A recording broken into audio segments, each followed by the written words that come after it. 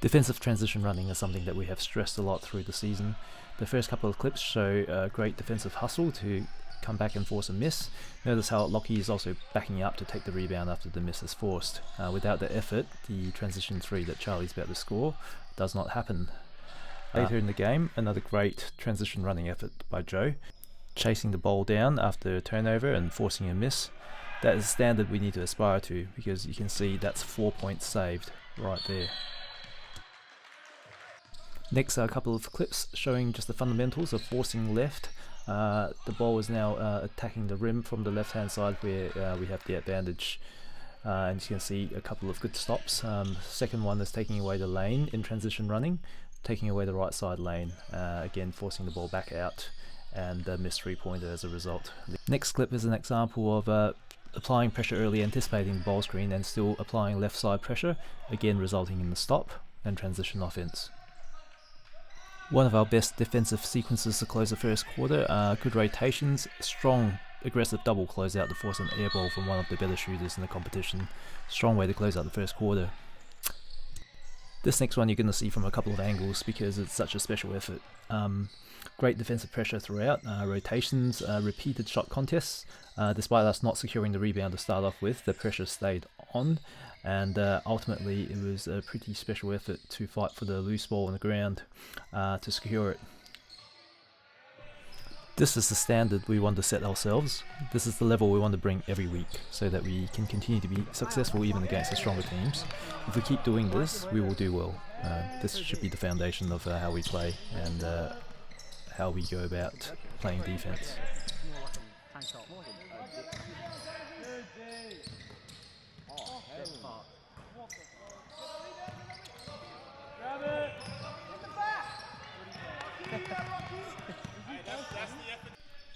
You can see from this next clip that you guys work so hard for so long. There's a series of great rotations and sustained pressure. Yeah, you can't fault the effort here, but how is it that they end up scoring at the end?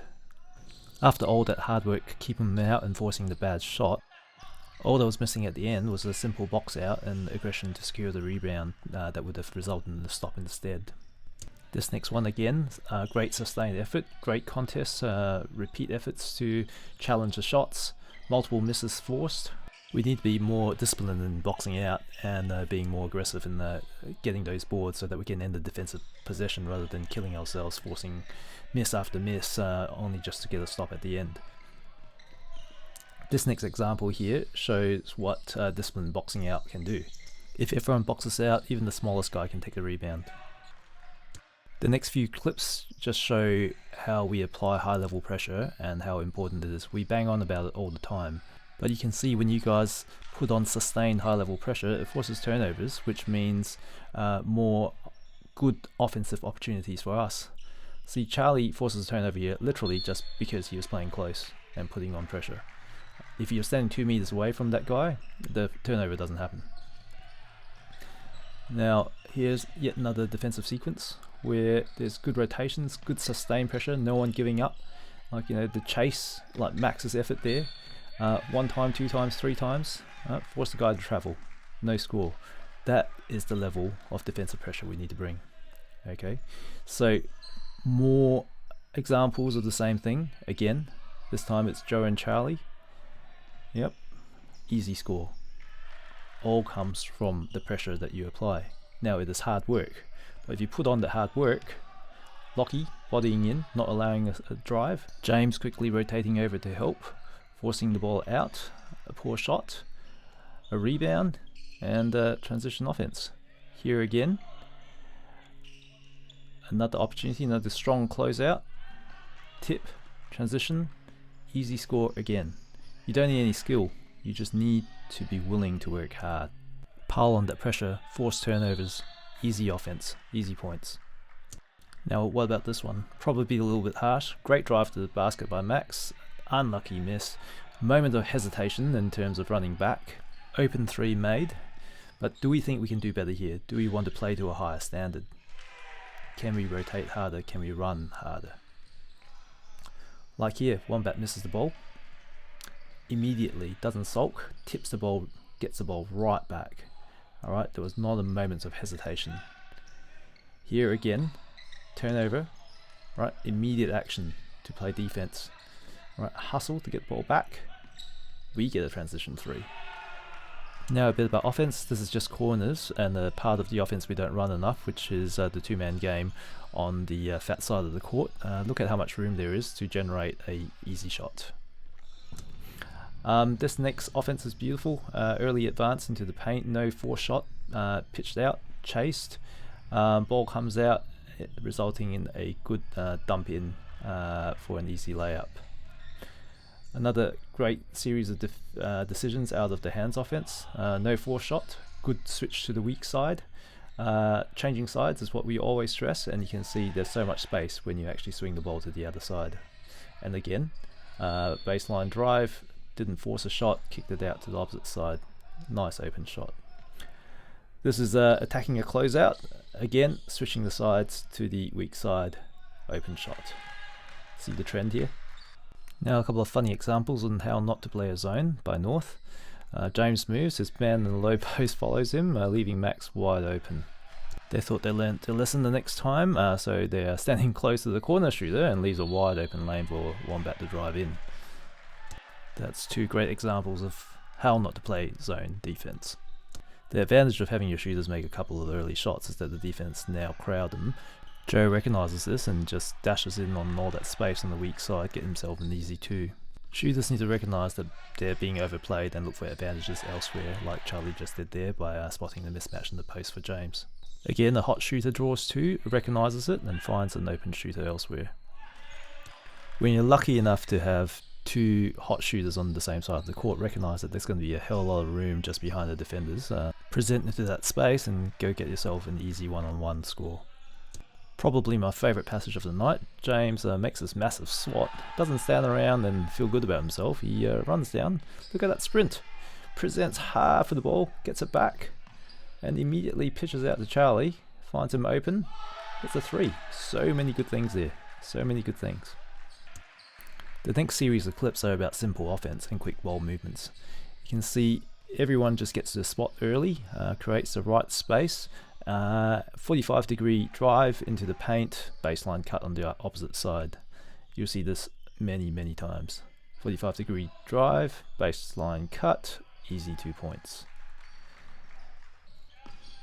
Again, good transition, people in the right spots, 45-degree drive, baseline cut, 2 points.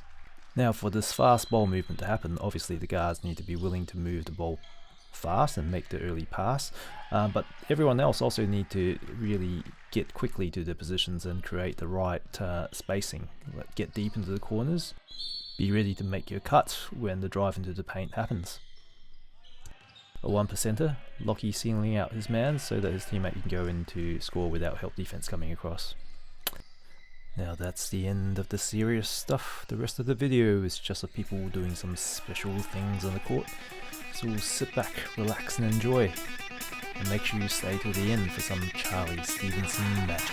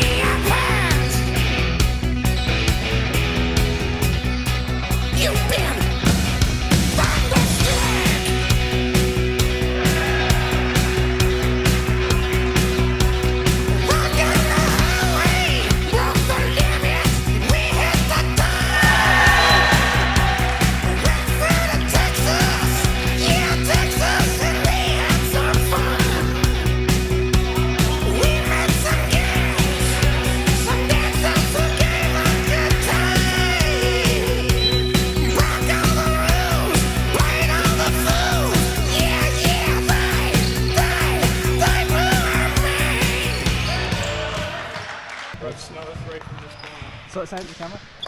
Another three from this corner. Good. Oh! He called it! He called it!